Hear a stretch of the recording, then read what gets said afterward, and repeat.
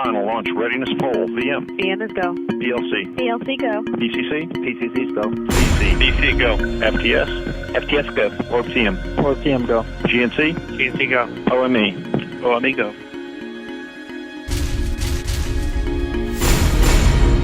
Ignition. We have ignition. We have liftoff. Liftoff confirmed. Copy liftoff. Launch vehicle systems all appear nominal.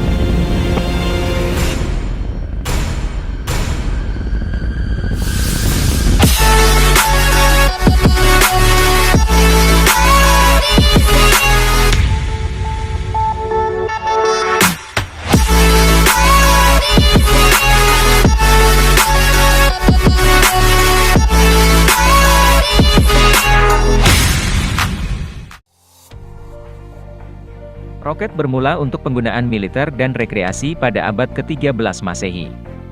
Penggunaan roket secara intensif untuk militer, industri dan ilmu pengetahuan dimulai pada awal abad ke-20, di mana teknologi peroketan mampu mengantarkan umat manusia menuju era ruang angkasa, termasuk mengantarkan manusia menginjakan kakinya ke bulan. Selain itu, roket digunakan untuk kembang api, persenjataan, kendaraan peluncur luar angkasa untuk satelit buatan, kendaraan luar angkasa, dan eksplorasi ke planet lain. Walaupun kurang efisien di kecepatan rendah, roket mampu memberikan akselerasi luar biasa dan mencapai kecepatan sangat tinggi dengan efisiensi yang bisa diterima. Ukuran roket berbeda mulai dari model kecil yang bisa dibeli sebagai kembang api, dan sampai yang berukuran besar seperti Saturn V yang digunakan untuk program Apollo. Sebenarnya roket pertama kali ditemukan masih tidak jelas. Cerita awal sebuah roket muncul secara sporadis melalui catatan sejarah dari berbagai budaya. Dan mungkin roket sejati pertama sebuah penemuan karena kebetulan. Roket pada dasarnya adalah mesin untuk alat transportasi seperti mesin jet, diesel, dan lain-lain. Tapi, berbeda dengan mesin transportasi lain, roket bersifat anaerob. Untuk melakukan pembakaran bahan bakar, roket membawa oksigen sendiri, sehingga praktis tak membutuhkan oksigen dari luar. Karenanya, roket dapat digunakan sebagai mesin transportasi ke ruang angkasa yang tak beroksigen. Salah satu roket pertama yang berhasil menerapkan prinsip-prinsip penting dalam penerbangan roket adalah Wodenberg. Penulis Aulus Gellius, seorang Romawi, menceritakan sebuah kisah tentang seorang yang bernama Architas dari Yunani yang tinggal di kota Tarentum yang sekarang menjadi bagian dari Italia Selatan. Di suatu tempat sekitar 400 tahun sebelum Masehi, Architas bingung terhadap warga Tarentum dengan alat terbang Wodenberg yang terbuat dari kayu. Alat tersebut mengeluarkan uap untuk mendorong Wodenberg diikatkan pada kabel. Wodenberg menggunakan prinsip aksi-reaksi, yang tidak dinyatakan sebagai hukum ilmiah sampai abad ke-17. Sekitar 300 tahun setelah Wodenberg, ilmuwan lain dari Yunani, Alexandria menciptakan perangkat roket yang serupa dan disebut Aeopile. Roket ini juga menggunakan sebagai uap gas pendorong. Ilmuwan tersebut memasang bola di atas ketel air. Dan api di bawah ketel mengubah air menjadi uap, dan gas tersebar mengalir melalui pipa hingga ke bola. Dua tangan berbentuk tabung liter di sisi berlawanan dari bola memungkinkan gas untuk keluar dari bola, dan dengan hal itu memberikan dorongan yang menyebabkannya berputar.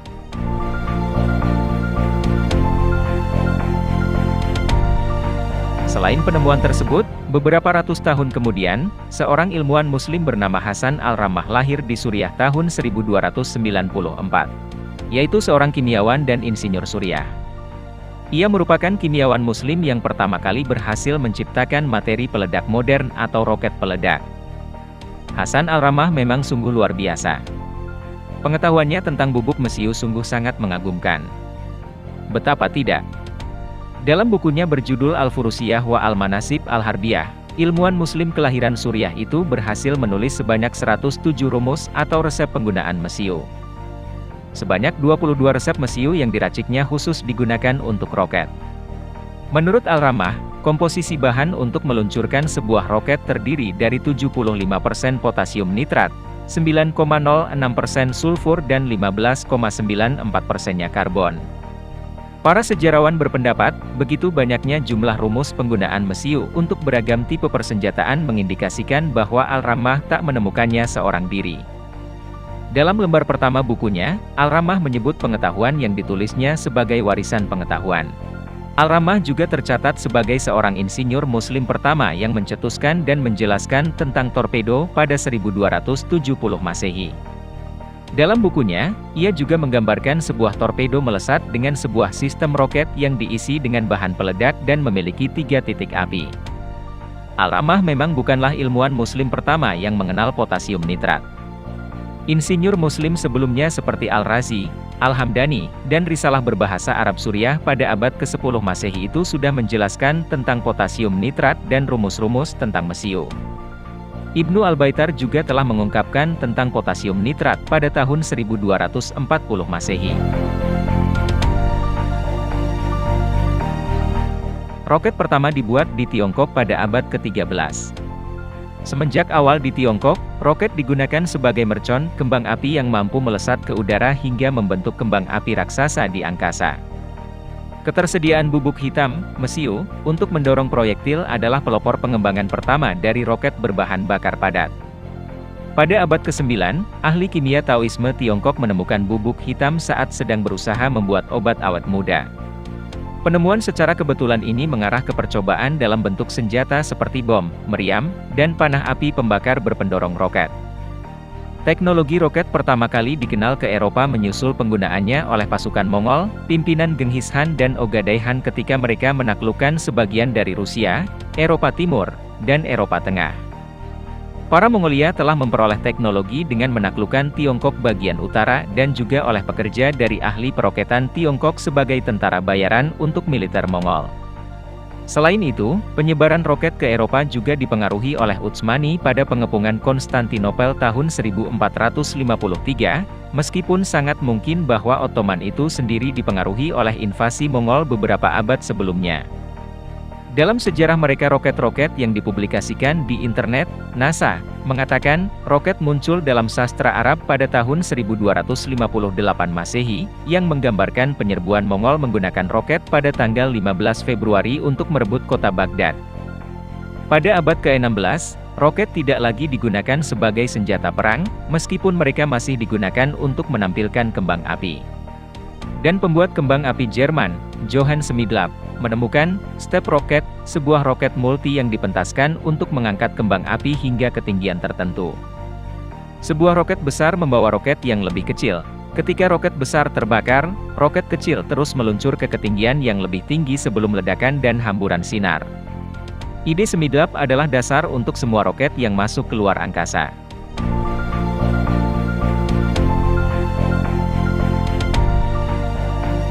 Awal roket modern. Pada awal abad ke-20 muncul dua orang ilmuwan yang bermimpi menggunakan roket untuk ke ruang angkasa, yaitu Konstantin Tsiolkovsky dari Rusia dan Robert Goddard dari Amerika Serikat. Amerika Serikat dan Uni Soviet mengembangkan roket untuk peluru kendali pada tahun 1950. Di tangan Konstantin Tsiolkovsky, Uni Soviet kemudian berhasil meluncurkan roket pembawa satelit Sputnik ke orbit di ruang angkasa pada 4 Oktober 1957. Keberhasilan peluncuran satelit untuk pertama kali itu disusul peluncuran roket yang membawa Sputnik 2 wahana ruang angkasa berawak. Dan pada tahun 1961, dengan menggunakan roket A-1, kosmonaut pertama Rusia Yuri Gagarin menjadi orang pertama di dunia yang pergi ke luar angkasa. Sedangkan Amerika Serikat pada tahun 1969, dengan menggunakan roket Saturnus V yang membawa pesawat Apollo yang diawaki oleh Neil Armstrong dan Edwin Aldrin membuat sejarah dengan menjadi manusia pertama yang menginjakan kakinya di bulan.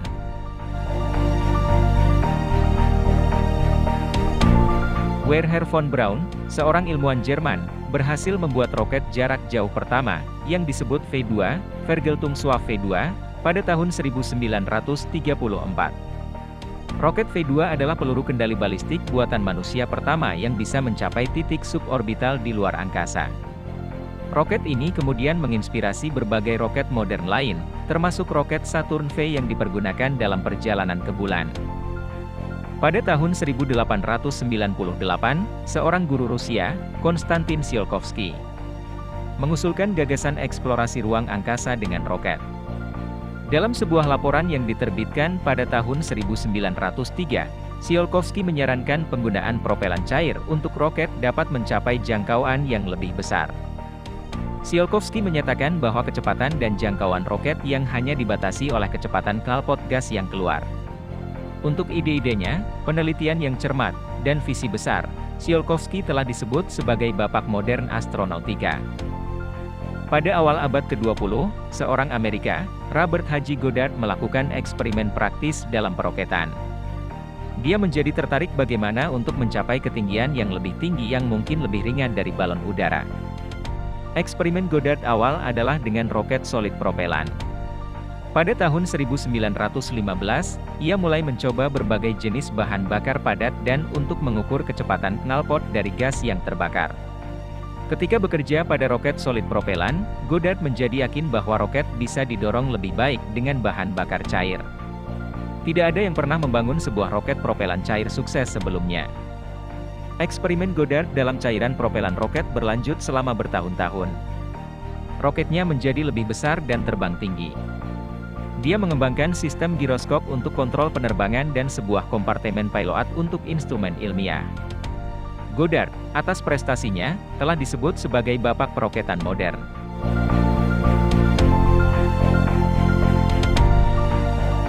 Roket merupakan wahana luar angkasa, peluru kendali, atau kendaraan terbang yang menghasilkan dorongan melalui reaksi pembakaran dari mesin roket.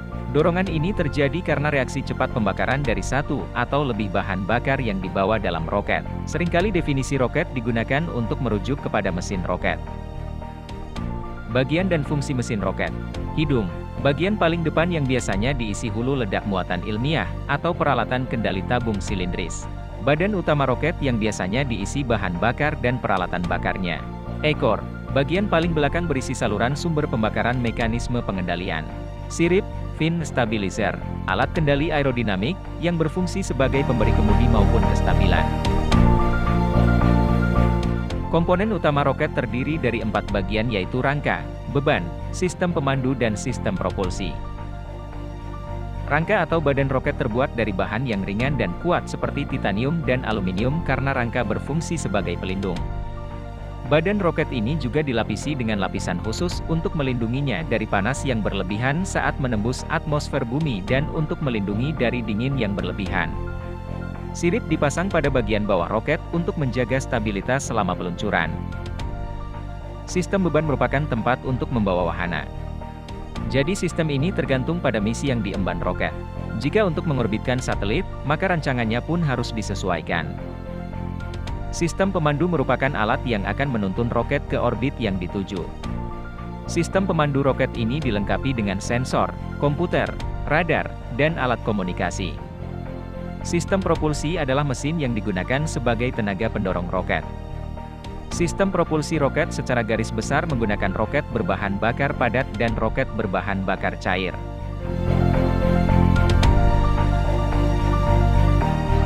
Roket tidak hanya digunakan untuk tujuan militer tetapi juga untuk ilmu pengetahuan, komunikasi dan bahkan digunakan bagi manusia untuk mendarat di bulan. Kemajuan teknologi di berbagai belahan dunia begitu juga bervariasi ukuran roket.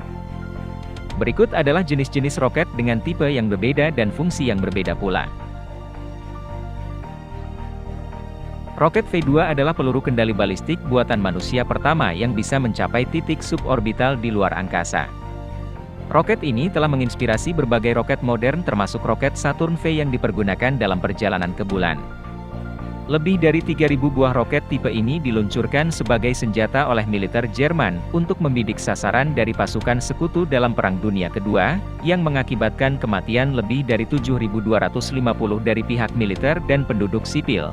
Sedangkan tidak kurang dari 20.000 orang menemui ajalnya di Mittelbau-Dora selama proses pembuatannya. 1. Saturn V. Saturn V atau juga dikenal dengan roket Apollo merupakan roket buatan Amerika Serikat dengan kelas super berat yang digunakan NASA dalam program Apollo antara tahun 1967 hingga 1973. Roket ini memiliki 3 tingkat, yang masing-masing menggunakan bahan bakar cair. Roket ini dikembangkan oleh Wernher von Braun, insinyur roket dari Jerman yang direkrut oleh Amerika Serikat pada masa Perang Dunia Kedua. NASA menggunakan roket ini untuk mendaratkan manusia ke bulan dan meluncurkan stasiun luar angkasa pertama buatan Amerika Serikat, yaitu Skylab. Saturn V merupakan roket terbesar di dunia dan paling bertenaga yang pernah dibangun dalam sejarah umat manusia. Ini adalah roket yang memungkinkan bagi manusia untuk mendarat di bulan. Saturn V tingginya hampir 363 kaki setinggi gedung 40 lantai.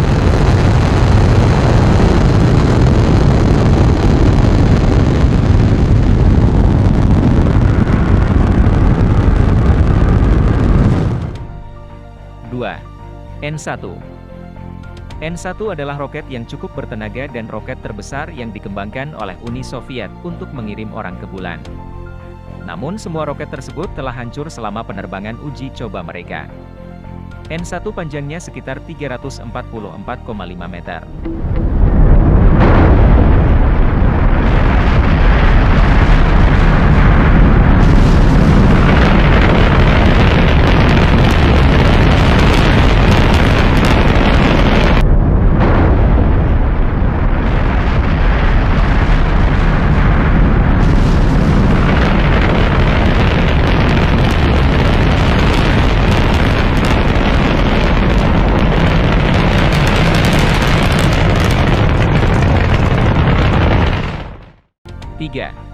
Ares-1.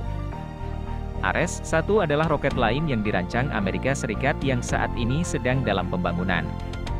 Setelah pensiun dari Shuttle, Ares akan menjadi transportasi manusia untuk pergi ruang angkasa dan bahkan ke bulan lagi. Ares-1 memiliki panjang 310 kaki dan didukung oleh satu mesin roket padat selama lepas landas. 3, 2, 1. Ignition and liftoff of Ares 1X. Testing concepts for the future of new rocket design.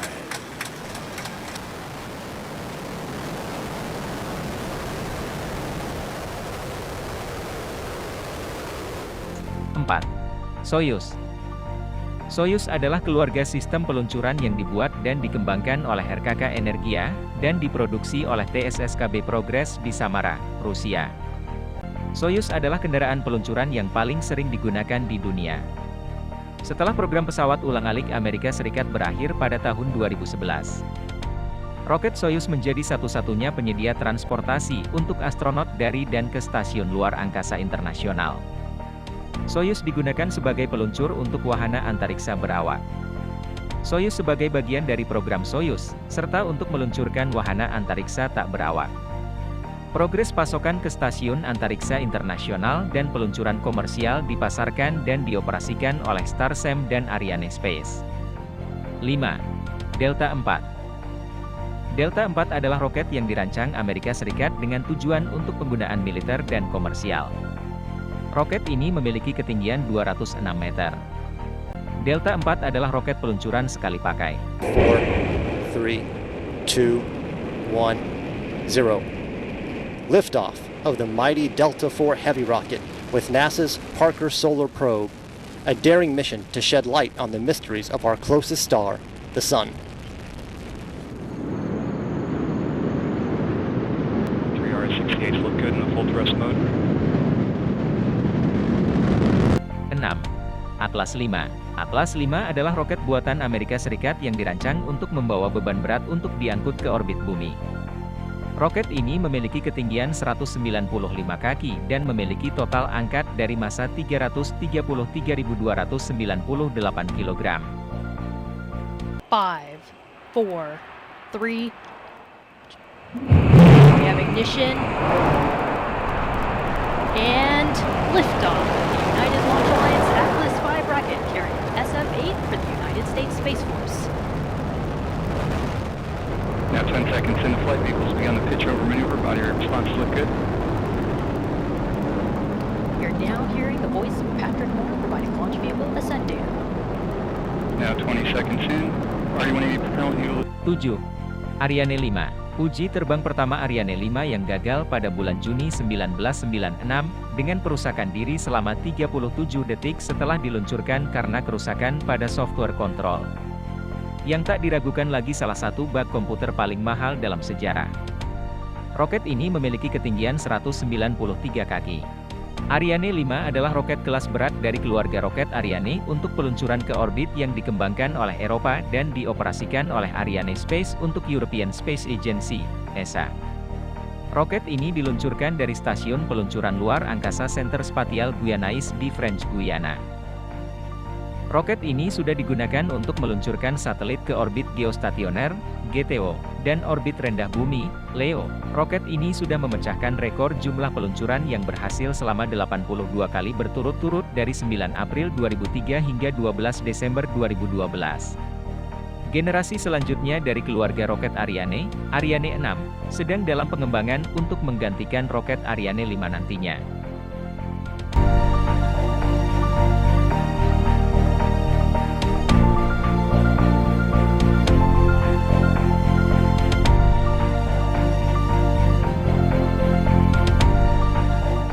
Delapan.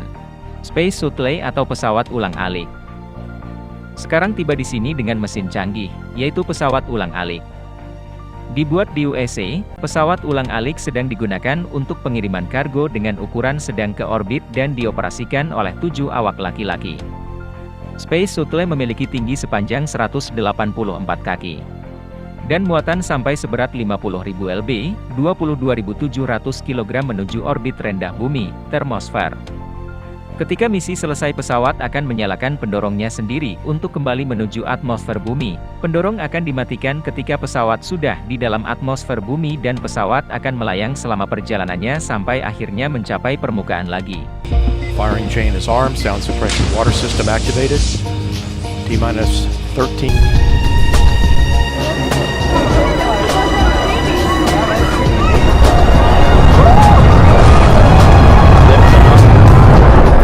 Liftoff of Space Shuttle Atlantis.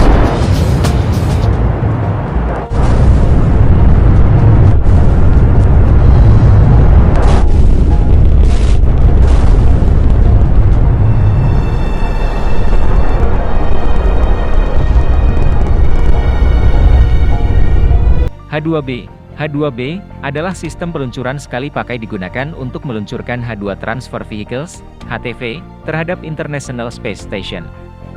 H2B roket yang berbahan bakar cair dengan bahan bakar padat dan diluncurkan dari Tanegashima Space Center di Jepang. Mitsubishi dan JAXA bertanggung jawab untuk desain, manufaktur, dan operasi dari H2B. H2B mampu membawa muatan hingga 8 ton untuk GTO, dibandingkan dengan beban dari 4-6 ton untuk H2A. Kinerjanya untuk LEO cukup untuk HTV, 16.500 kg. Yang pertama H2B diluncurkan pada bulan September 2009. 10. Falcon 9. Roket ini memiliki ketinggian 178 kaki. Falcon 9 adalah kendaraan peluncur luar angkasa yang dirancang dan diproduksi oleh SpaceX. Falcon 9 merupakan salah satu roket keluarga Falcon yang berada dalam status aktif. 2 tahap pertama Falcon 9 dapat dikonversi menjadi pendorong samping Falcon Heavy, roket yang 3 kali lebih kuat dibandingkan Falcon 9. 11. Dnepr 1. Roket Dnepr adalah ICBM konversi digunakan untuk meluncurkan satelit ke orbit, yang dioperasikan oleh penyedia layanan peluncuran ISC Cosmotras. Peluncuran pertama, pada tanggal 21 April 1999, berhasil menempatkan WSAT-12, satelit demonstrasi mini 350 kg, pada lingkar 650 km orbit bumi rendah, LEO.